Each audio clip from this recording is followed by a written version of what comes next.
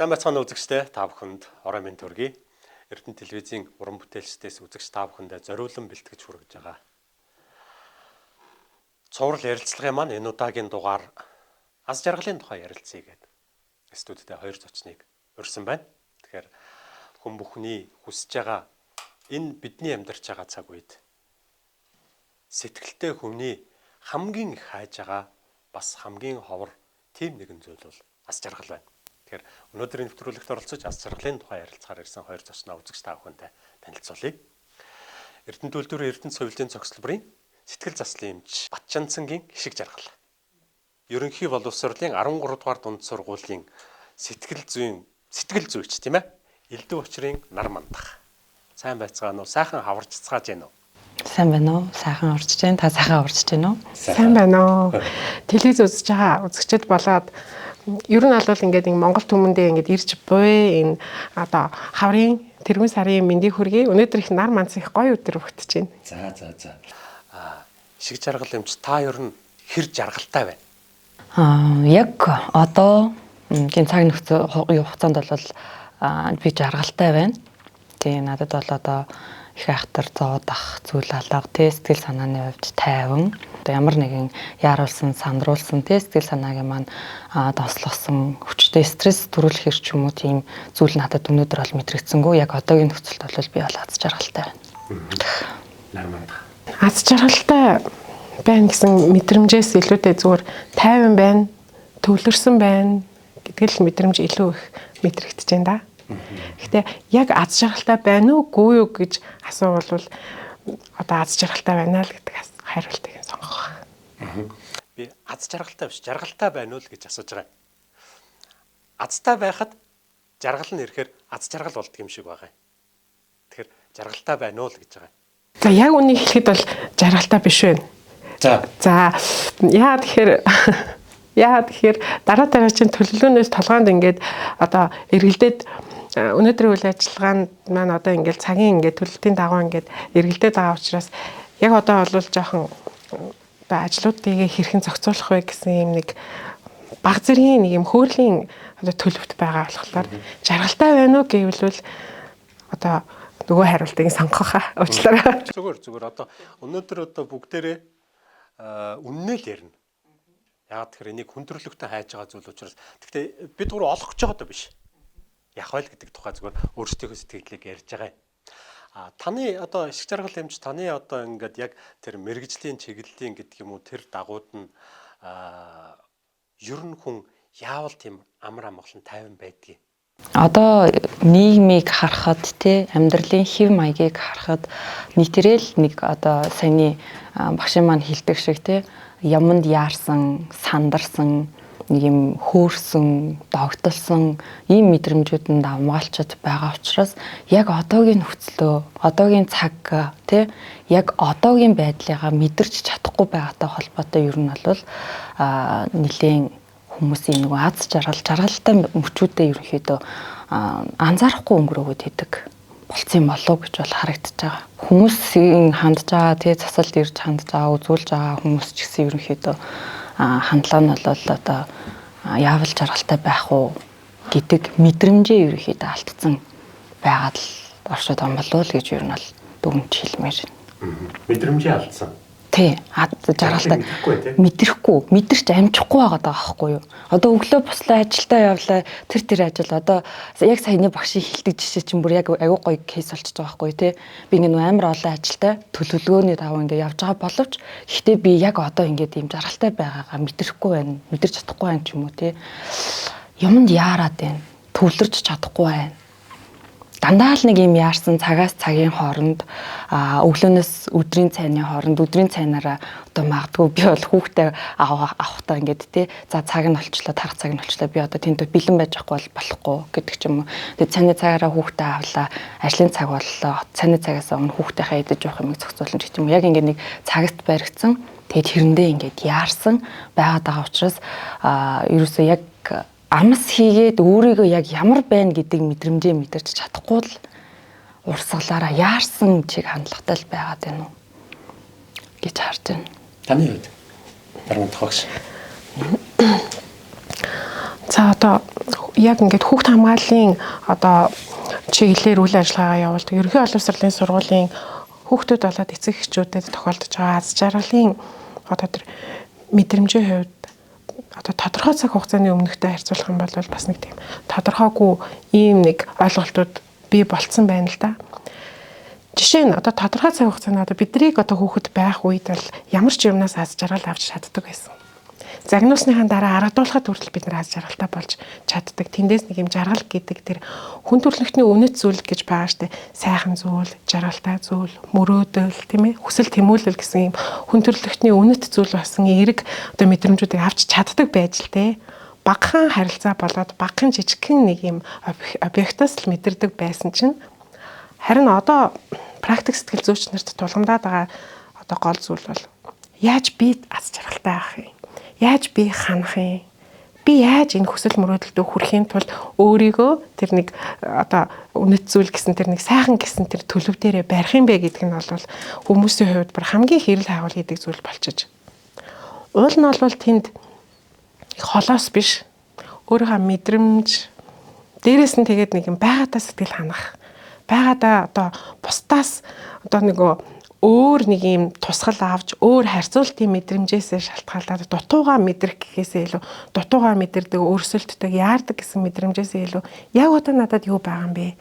Яг энэ цаг мөчөд би юуг чадсан бэ гэдэг дээрээ одоо төвлөрөх юм болвол холоос хайх ёстой зүйл биш юм шиг харагдаад байдаг. Тэгээ практик сэтгэл зүйч нарт бол нийтлэг тохиолддог зүйл үйлчлүүлэгч нарыг одоо цаг тэрэ төвлөрүүлэх одоо байгаад нь сэтгэл хангалуун байлгах тэр мэдрэмжрүүл хөтлөх нь одоо олон сэтгэл зүйч нарын бар одоо чиглэдэг одоо үүрэг болчиход байна.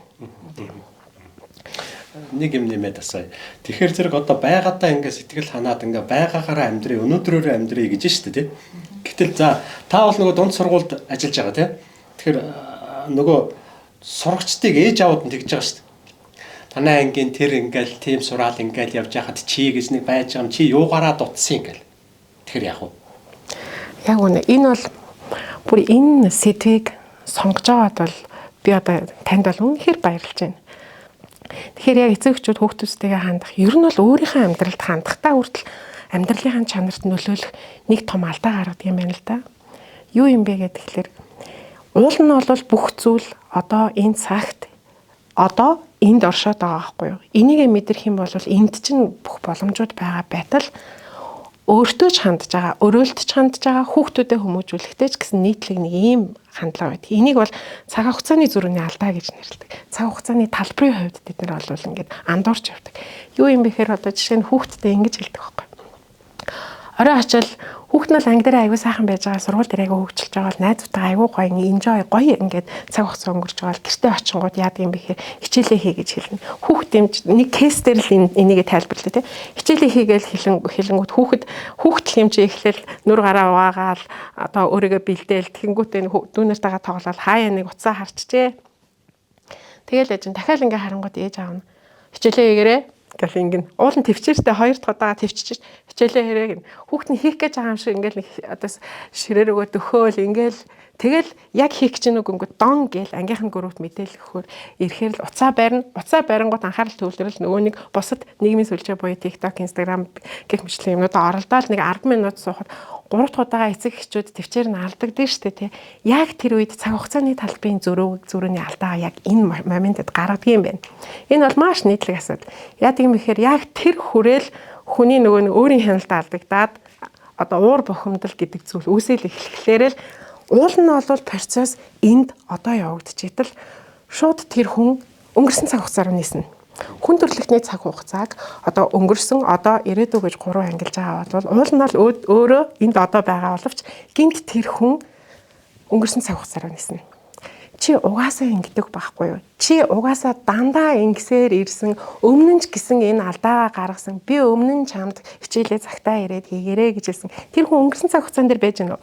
Би чам шиг байхдаа одоо өөрөө өнгөрсөн цаг хугацааг ярьж байна. Би чам шиг байхдаа хичээлээ цагтаа хийгээд усаа аваад хүүхдүүгээ ингээд асраад тэгээ ээж аавтаа тусалчаад онд сураад байсан юм шүү гэд. За ингээ өнгөрсөн цаг хугацаараа ниссэн хүн чинь буцаад нөгөө одоо цаг хугацаа дээр ирэхгүй. Ниссээр ирээдүрөө явна. Энэ янзаараа байвал гэд одоо ирээдүйн цаг хугацаараа явсан. Энэ янзаараа байвал чи 0-ын ногоонтыг болно шүү. Хичээлдээ муу сурна шүү. Чи ерөөсөө одоо энэ янзаараа байвал цахим хэрэглээний ингээд донтолтын төвшөнд очсон юм биш үү гэд тэр хүүхдийнхаа одоо байгаагүй ирээдүг төсөөлж ярьж байгаа. Энэ одоо ирээдүй одоо өнгөрсөн 3 цаг хугацаанд ир чинь өөр гэсэн эрг болоо сөрөг мэдрэмжүүдийг хүн авч идэг юм байна.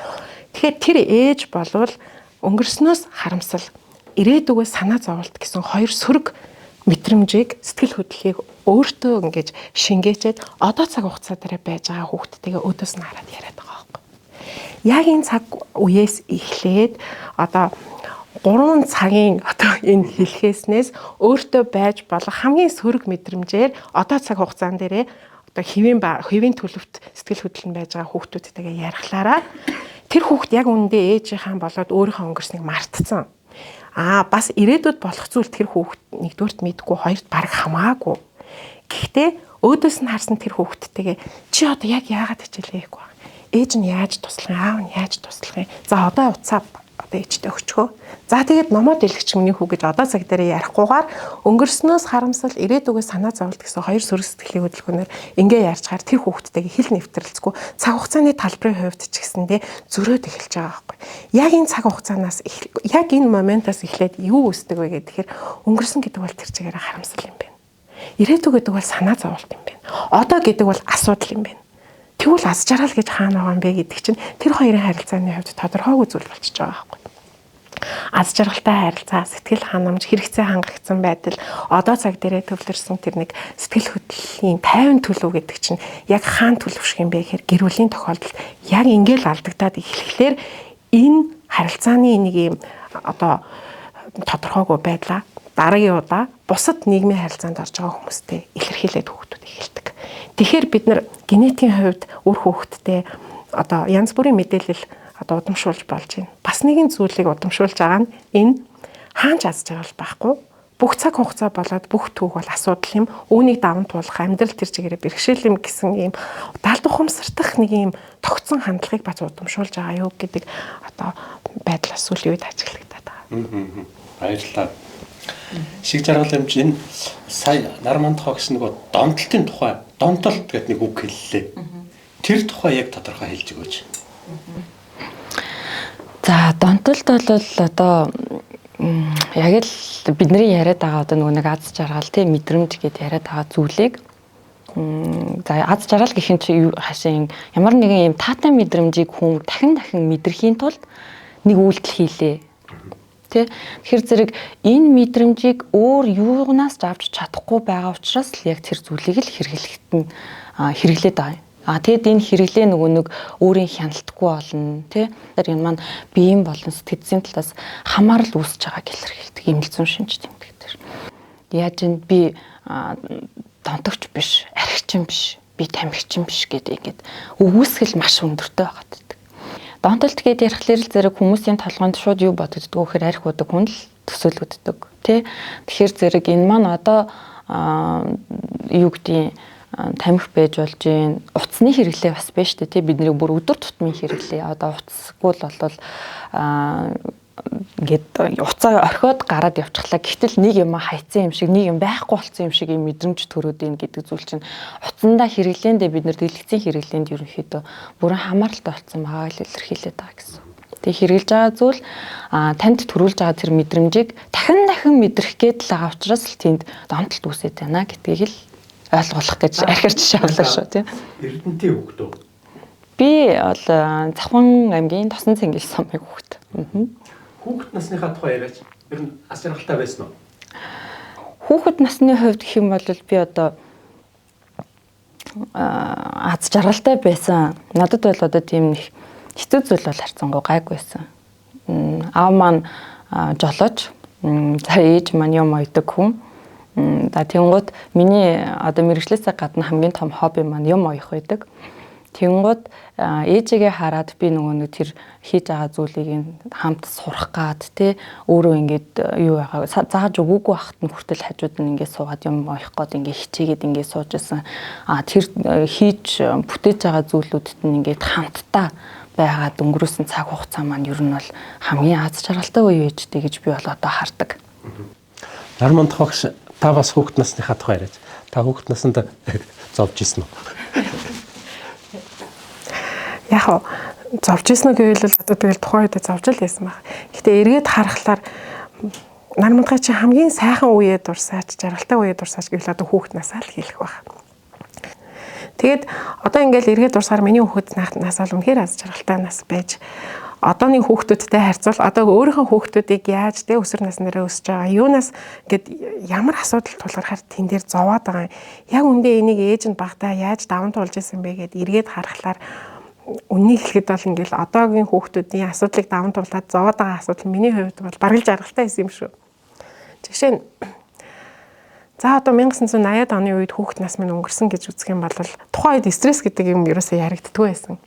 Тэгэл хэрвээ би одоо манай охин орж ирэл ээж би стресстэй гэнгүүл би аюу ойлгон штэ тий сонсно, тайван байлгана, жоохон ингээд докторжуулж газардуулахын тулд өөрөөсөө шалтгаалсан бүх юм хийж байгаа байхгүй. Яад гэвэл миний охинд үнэхээр л стресстэй энийг даван туулахад хэцүү байгаа ах та гэдэг би ингээд аюу эмпати мэдрээд штэ. Хэрвээ би багтаа одоо ингээд ээж би стресстэй ингээл ээжтэй очил хэлсэн бол манай ээж стресс гэдэг үгийг ойлгодог байсан ч гэсэн манай ээж би стресстэй байна гингүүд чи юундаа стресс олон юм гаралгүй гарч түлээгээ өөр гэлтэнгүүд би тухайн үед айгу таагүй гараад түлээгээ урж явахдаа баг миний стресс тайлагдах байхгүй юу. Тэгэхээр бидний хүүхднээс үнэхээр хүүхднээс шиг хүүхднээс байжээ. Жаахан үйлдэл болгоноос хариуцлага мэдэрнэ. Хариуцлага болгоноос бас аз жаргал мэдэрнэ. Аз жаргалынхаа дараа бидний амжилтыг мэдэрнэ. Дандаа ингэж тэмүүлэлтэй жаахан юмнаас өөрийнхөө мөрөөдлийг ургуулж чаддаг. Тэр мөрөөдөд байгаа зүйлээсээ бас ингэж жаргаж чаддаг цаг үе байсан юм уу та. Яг энэ цагийг үгүйсгэж байгаа юм биш. Гэхдээ нэгэн л өнөөдрийн сэдв аз жаргалтай одоо ингэж сайхан байгаа төлөвийн тухай ярьж байгаа бол бид нар тэр төлөвийг өчүүхэн зүйлээс ч мэдэрч чаддаг цаг хугацаанд үнэхээр байжээ. Тэгэхээр миний хүүхднээс бол тэр чигээр аз жаргал байсан байна л гэж хэлэх гээд байна. Аз жаргал чи өөрөө их харьцангуй ойлголт тахгүй тий. Зарим хүмүүс бол одоо нэг зүйлийг амсаад аз жаргалтай олж авах, зарим хүмүүс тэрэнд дургу болохлаар бүр жаргалгүй болж шүү дээ. Тэгэхээр яг энэнд хүн жаргадаг юм а гэхэд энэ өөрөө харьцангуй ойлголт. Тэгэхээр энэ аз жаргал гэдэг хүний энэ мэдрэмж чинь өөрөө одоо ингээд биохимийн одоо хүний ингээд антон физиологийн үед биохимийн тэр нэг одоо допамин серотонин гэдэг энэ одоо гормонуудын тий яг энэ гормонуудын харилцаа өөрчлөлт болоод бие махбодод явж байгаа биохимийн процесстэй шууд холбоотой. Тэгвэл яг үндэ хүнийг аз жаргалтай байна гэд хувь хүн болгонд мэдрүүлээд байгаа зүйл чинь биохимийн процесс юм байна л да. Ерөөсөө л хүний одоо тархинд нэг дотоод шүүрлийн одоо эргэтэн тогтолцооны хувьд тэр допамин, серотонин гэж тий ийм одоо гормон ялгархаар л өөрийгөө аз жаргалтай гэж мэдэрдэг юм байна.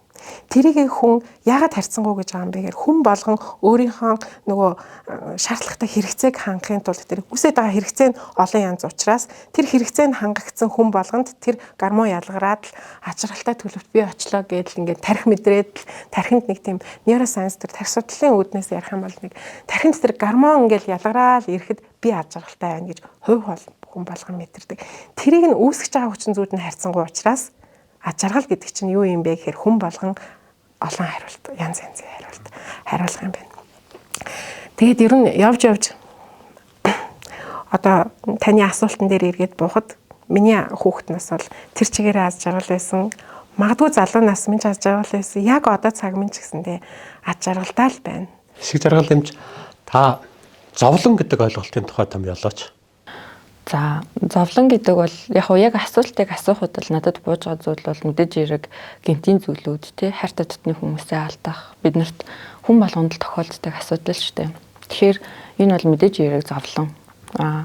Гэтэл яагаад одоо нөгөө хүмүүс өөрсдөө зовлон бий болгож байгаа нэхэр зүгээр л бодлоосоо тий бодлоо зэгцэлж чадахгүй ч юм уу өөрийгөө хүлээн зөвшөөрч чадахгүй ч юм уу сэтгэлийн амар амгалан энэ байдлаа мэдэрч чадахгүй байгаасаа болоод байгаа зүйлийг болохгүй байх гэдгээс нь хараад болохгүй штэ төхөр маань болохгүй штэ тий ажил болохгүй штэ ажлын хамт олон болохгүй штэ би өөрөө болохгүй штэ гэдэг зүйлүүдийг байнга өөрсдөө төсөөллийн аргаар ингэж гаргаж ирж байгаа юм байна л да. Тэгэхээр зэрэг бодлоосоо л ерөнхийдөө өөрсдөө зовлонгоо ургуулад байгаа. Хүн болгонд тодорхой хэмжээний одоо зовлон байна уу байна, жаргал нь байна уу байна. Энэ бол мэдээж яриг хэмжиж болохгүй харцангуй асуудал. Хүн болгонд юу тохиолдох нь одоо тодорхой биш байдаг учраас бид нар ирээдүйгөө харж чадахгүй шүү дээ. Яг үнэндээ өнөөдөр энд ингээ гурлаа яриа хийгээд сууж байна гэдгийг ч хүртэл бид гурав тааж мэдэхгүй учраас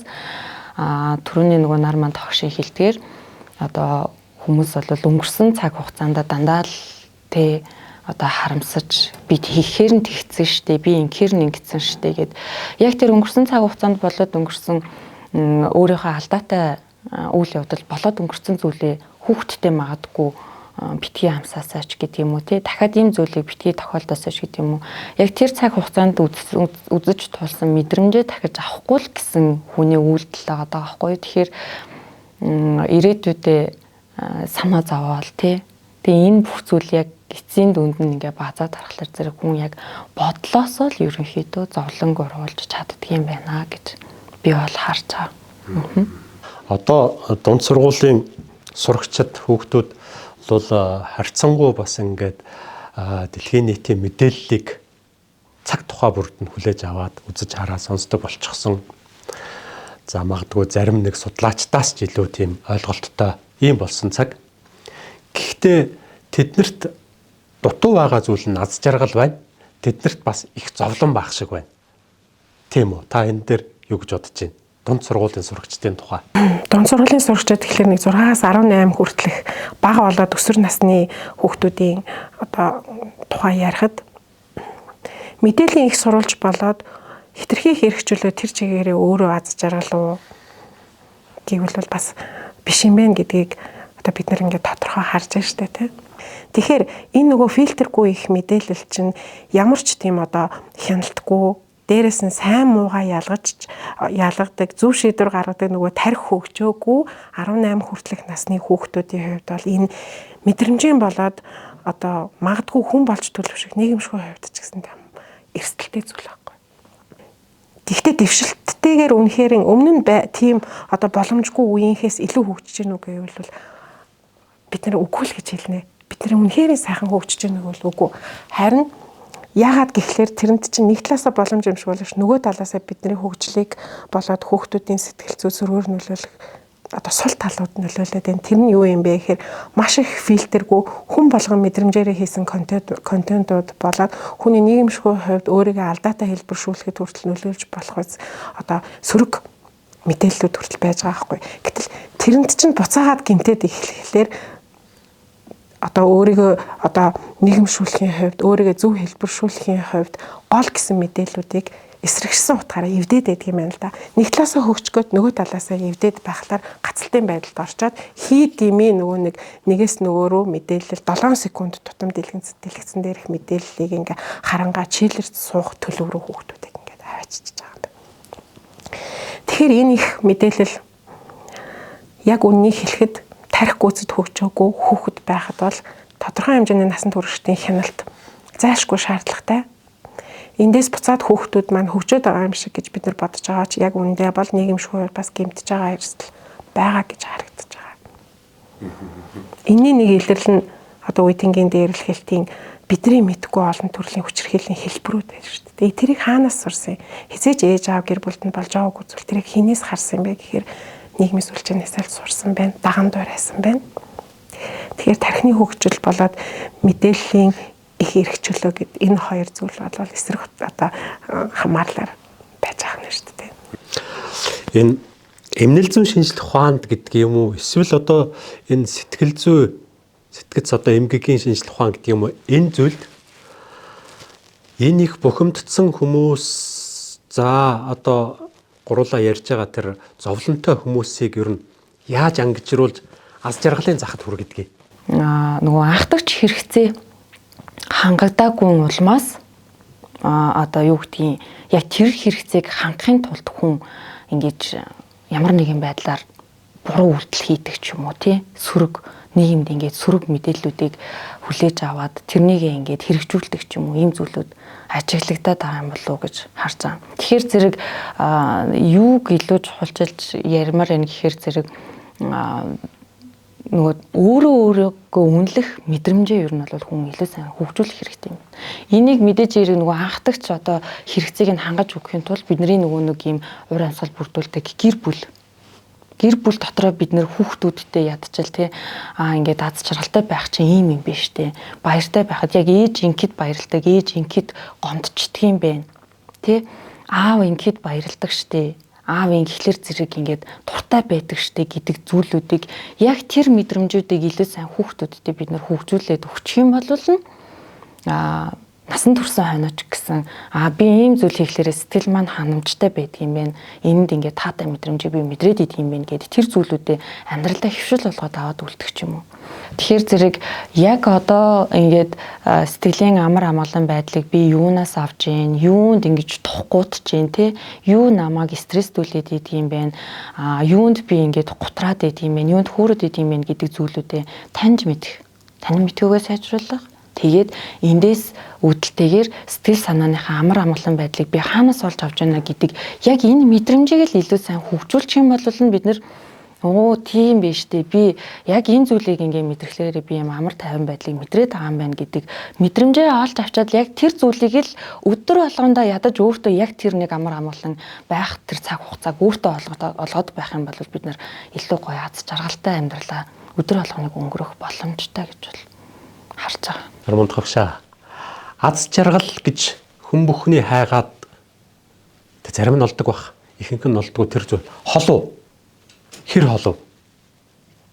Хүн бүрт. Нэг өгүүлбэрээр хариулахад хэцүү юм л да.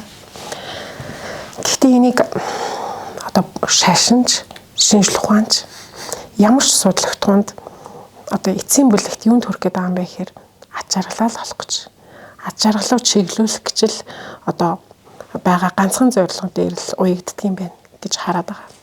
Тэгэхээр аз жаргал гэдэг бол зарим хүмүүсийн хувьд бол хол байж болох юм энд бол шууд хариулж мэдэхгүй байна. Зарим нэгэн хүмүүсийн хувьд бол ойр байж болох юм. Гэхдээ холуу ойр уу гэдэг одоо асуултанд илүү ерөнхий хариулъя. Яг үндэ бол бүр чиний бодож байгаагаас ч ойрхон. Яагаад гэвэл тэр чиний мэдрэмж, чиний дотоодод байгаа зүйл, чиний альва нэгэн зүйлийг харах тэр нэг харааны өнцгөөс чинь шалтгаалж байгаа учраас магадгүй чи үнэхээр тэрийг одоо мэдэрч чадвал чиний бодсноос ч ойрхон, бүр ойрхоноос ч ойрхон зүйл. Таньдаг л байх хэрэгтэй юм байна те. Таньдаг л байх хэрэгтэй. Түрүүн манай зочин Нормонд хагш ярьсан дэлхийн хүндрэлтнийг улс үндэстнэр нь байгаа суугаа газарт нь аз жаргалтай байгаа тухайд нь бас үнэлдэг ийм үйл ажиллагаа бас явдаг гинэ. Тэгэд миний бодож байдгаар бол Монгол хүн хамгийн аз жаргалтай юм.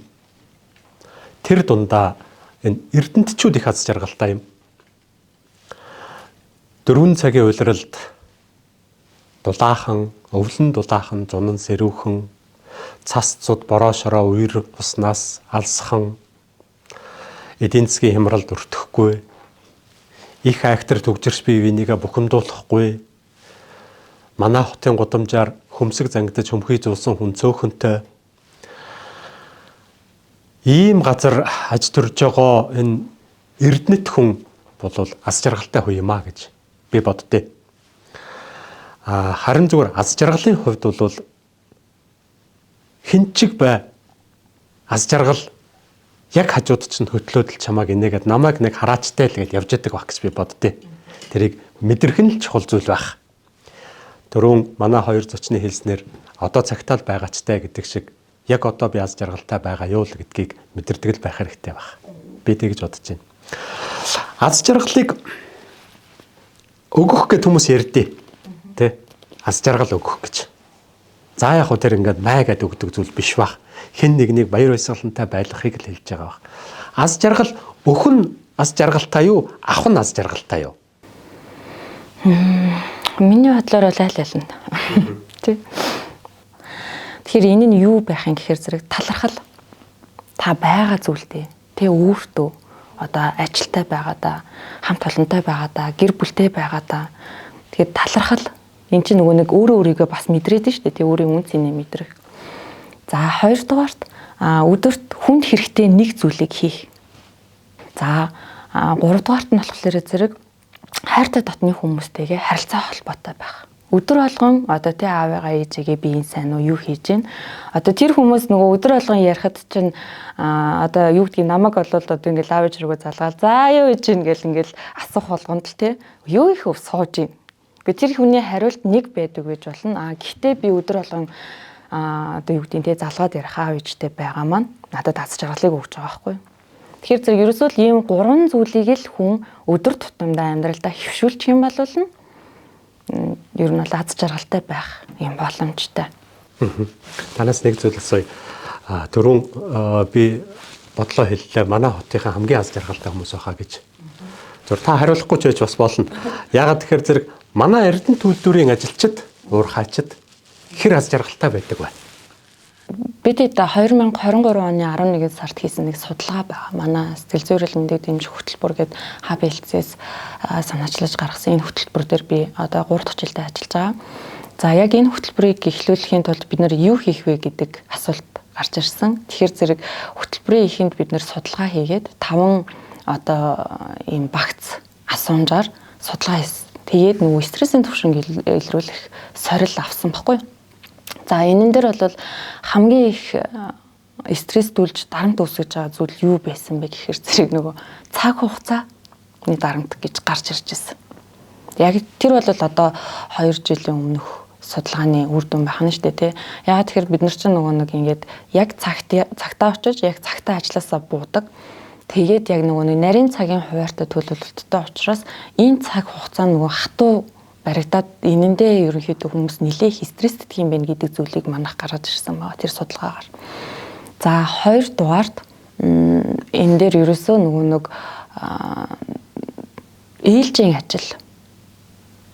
Тэ нөгөө шүн ээлжтэй байгаад өглөө бунгуутлаа унтаж амарч чадахгүй байгаа хүмүүс болохоор мэдээж эрэг аз жаргалыг мэдэрч чадахгүй байгаа юм байна гэдэг эргэлзээтэй дүгнэлтүүд бол айгүйх гарсан.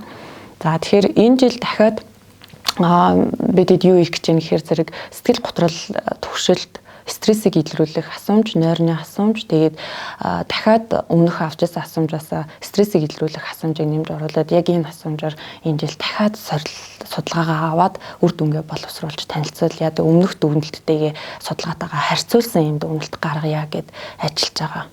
Таны хувьд одоо ингээд дунд сургуулийн өнөөдрийн одоо яг дунд сургууль өнөөдрийн гэдэг маань 2026 дугаар оны 3 дугаар сар тийм ээ дунд сургуулийн сурагчид ихэнхдээ юунд бухимдаад ах юм? Бухимдал байгаа л байлгүй дээ хүн юм чи тий. Түр хитийтгэрээ зэрэгэл тэр нь аюулт хүрчих гээд байгаа болохоос юунд бухимдаад ах юм? Хүүхдүүд ер нь юунд бухимдаж байна гэхлээр гэхдээ энэ дэлхийд даяар одоо үүсээд байгаа нэг нийгмийн үзэгдэл юм шиг байгаа. Юу юм бэ гэхээр юмд төвлөрнө гэдэг бол тэдний хувьд бол маш том асуудал болчихсон. Тэгэхээр хичээлдээ төвлөрөө гэдэг чинь энэ юм яриад байна, энэ татаад байна. Одоо энэ ингээ арилаад байна гэдэг маш их шуугаантай байна гэдэг. Тэгэхээр өнөөдөр бол ингээ нийтлэг бухимдуулж байгаа зүйл нь юу юм бэ гэхээр аргагүй л дээ. Яагаад гэхээр энэ альфа генерашн, энэ шинэ генерашн чинь өөрөө юу юм бэ гэхээр эго төвтэй. Би яах юм? Надад үйлчлээч, намайг 50 байлгаач, тий? Би одоо миний төлөө байгаач гэсэн нөгөө нэг эго төвтэй юм болохоор тэр анги дотор ч ингээ 35 40 орчим эгонууд байж байгаа байхгүй. Тийм болохоор би биенийхээ нөгөө нэг одоо үнэт ордон зай, үнэт цаг хугацаанд нөлөөлж байгаа байдал нь өөрөө бухимдлыг үүсгэж ах шиг байна.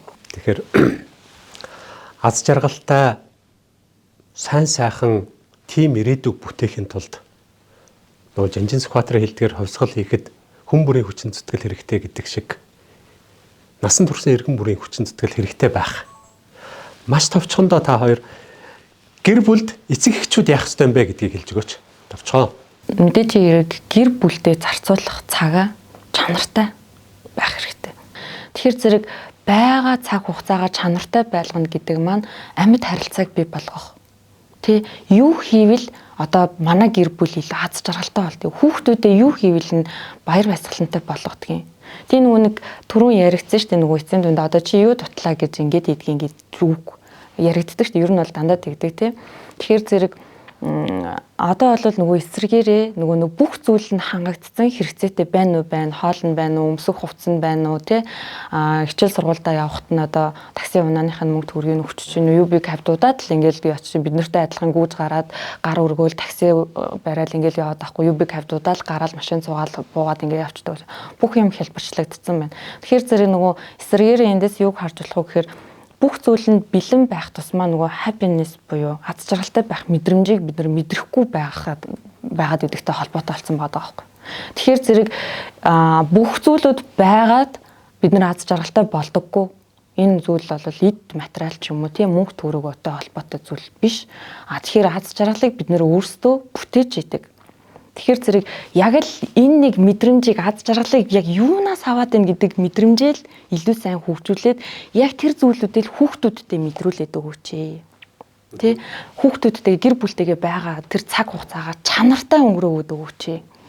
Тэрэнд л анхаарах юм бол бид нар өөрсдөө ч аз жаргалтай байна, хүүхдүүдтэй ч аз жаргалтай байх мөчийг олон одоо ингээд бүтээгээд өгчлөөр тэр хүүхдүүд маань ч гэсэн ирээдүйдээ аз жаргалтай хүн болоод тойрох юм боломжтой байна. Тэгэд тэр гэр бүлтэй чанартай одоо цагийг хамтдаа өнгөрүүлэхэд одоо яг үндэ бол хүүхдүүд аз жаргалтай болоод байгаас гадна тэр ээж аав бас өөрөө тэнд ингээд аз жаргалтай байх тийм нөхцөл бүрдээд байгаа байхгүй. За дээрэс нь нэмээд хэлэхэд ер нь бол үнцэн гэж юуг хэлдэг юм. Чиний амьдралын болоод манай гэр бүлийн үнэт зүйл гэж юу хэлдэг юм бэ гэсэн ойлголтыг нэг жоохон тийм тодорхой болгоод тэгээд яавал одоо энэ үнэт зүйлээ бид нар удаан хугацаанд хадгалж үлдэх юм бэ гэдэг тийм одоо ухамсартай харилцааг бид нар бас нэг насан туршиж гэсэндээ өөрсдөө нэг маш тийм одоо ойлгомжтой тодорхой гэр бүлийнхаа хүрээнд болох хэрэгтэй юм шиг байна. Манай гэр бүлийн үнц ингэж вэ? Бид нар урт хугацаанд энийг хэрхэн хадгалж авах ёстой юм гэдэг нэг тийм хариуцлагын мэдрэмжийг ч гэсэндээ давхураад байгаас ойлголтын хувьд бол бас өгч явах хэрэгтэй. Тэр жаргалаа бүтээн үү, аз жаргалаа бүтээн үү, зовлонгоо бүтээн үү, бүтээсэн зовлонгоо даван туулаад дараа нь аз жаргалтай байна уу? Бүхий л зүйлийг ингэж бүтээж байгаа энэ нэг одоо тийм нөхцөл бүрднэ гэж нэг зүйл байдаг юм шиг байна. Тэр нөхцөлийг ялангуяа чи хүсвэл энд зовлон биш аз жаргалаа бүтээлдээ. Тэ? Тэгвэл тэр нөхцөлийг чинь бүрдүүлчихэ гэвэл чи эрүүл байх, эх оронтой байхад чи хүсвэл жаргалаа бүтээж болно. Бас тэрийг мэдэрч болно. Эрүүл байх, эх оронтой байх. Энэ бол ерөөсөө бүх асуултанд хариулах бүх зүйл гэж хэлмээр байна. За баярлалаа. Өнөөдөр ингээд урилга хүлээж аваад манай студид хүрэлцэн ирээд аз жаргалын тухай бас чин сэтгэлээсээ сайхан ярилцсан та хоёрт хоёуланд нь аз жаргал хүсье. Тэгээд цаашдын бас олон хүмүүст бас Монголын хүн төрөлхтний ирээдүй болсон хүүхдүүдэд аз жаргалын тухай ойлголтыг илүү их дэлгэрэнгүйгээр сайн суулгаж өгөөрэй гэж хүсэж байгаа. Бидний ярилцлага үгээр өндөрлж байгаа юм. Гэхдээ хүн өөрөө бий болоод сэтгэлээрээ даван туулж чадахгүй байгаа тийм зүйлийг л зовлон гэж нэрийддэг болохоос биш. Магадгүй жоохон цаг хугацаа төвчээр зарцуулаад ард нь гардаг тэр зүйл бол бэрхшээл юм. Харин хайгаад ирээд байгаа аз жаргал гэдэг чинь бол чиний гараас хөтлөөд хажууд чинь явж яадаг. Гагцхүү чи өөрөө л тэрийг үнэлж мэдэрч чадвал аз жаргал чамайг олоол хүрээд ирнэ. Гэхдээ аз жаргал бол хүн бүхэнд өөрийнх нь хүссэн тэр хүсэлдээ хүрч мөрөөдөлдөө хүрсэн цагт л аз жаргал чамайг олоод ирнэ. Ганцхан чи үнэлэх хэрэгтэй. Хүмүүс ярьдаг өнгөрсөн цагийн тухай. Гэхдээ өчигдөр бол миний түүх, ирээдүй бол маргааш бол миний мөрөөдөл юм. Өнөөдөр би оршин тогтнож байгаа. Магадгүй надад маргааш байхгүй ч байхыг үгүйсэхгүй юм. Тийм болохоор өнөөдөр аз жаргалтай байх хэрэгтэй. Энэ ертөнцийн хамгийн аз жаргалтай хүмүүс бол Монгол хүмүүс юм. 4 цагийн улиралд тэнгэр газрыг өөрсдөө тааж мэддэг, тэндээ аж төрж чаддаг, дасан зохицож чаддаг, бүх зүйлийг Монгол ухаанаар шийдэж чаддаг ийм хүмүүс бол монголчууд. Тэгээд энэ аз жаргалтай хүмүүсийн үр сад болсон залуучууд, хүүхдүүд, за одоо үзэж байгаа үзэгчид та бүхэн минь өөрийн хүссэн аз жаргалдаа хүрээрээ. хамгийн чухал нь эрүүл байгаарай. Эрүүл байвал эрэгчлийн наадам үзнэ гэж Нацаг Доржийн хэлснээр аз жаргалтай хүрэхин тухай л ярьж байгаа юм. Ингээд бидний бэлдсэн нэвтрүүлгийн энэ удаагийн дугаар үүгээр өндөрлөж байна. Дараагийн дугаар хүртэл баяртай үзэгчтэй. Сэсч мэдэрч болдгийг мартаж өөрт байгаа зүйлийн үнцнийг мэдрэхгүй байх нь олоон. Харин эрдэмтдийн тодорхойлсноор аз жаргал бол амьдралдаа сэтгэл хангалуун байх. Өдөр бүрийг сайхнаар мэдрэх. Ойр орчны хүмүүсээс эерэг энерги авах. Ямар ч юм сэтгэл гаргах гэд маш олон зүйлсийн хосол бөгөөд. Аз жаргалын 50% нь генээс, 40% нь бидний бодол, үйл хөдлөл болон зан аашаас, 10% нь нөхцөл байдлаас шалтгаалдаг байна.